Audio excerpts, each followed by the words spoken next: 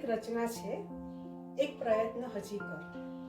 તમે એક વાર્તા સાંભળી હશે કે કરોળિયો હોય છે, 10 વખત ઉપર ચડે છે, 1000 વખત ઉપર ચડે છે, પછી નીચે પડે છે, ઉપર ચડે છે, નીચે પડે છે, અને એક વખત એવો આવે છે કે તે એમાં સફળ થાય છે અને પોતાનું સુંદર જાળું બનાવે છે. આ જ રીતે મેં આ રચનામાં મારા દોસ્તને મોટિવેટ કરવા માટે મેં લખી છે. નિરાશાના વાદળ હટાવ, એક પ્રયત્ન હજી કર. નિરાશાના વાદળ હટાવ, એક પ્રયત્ન હજી કર.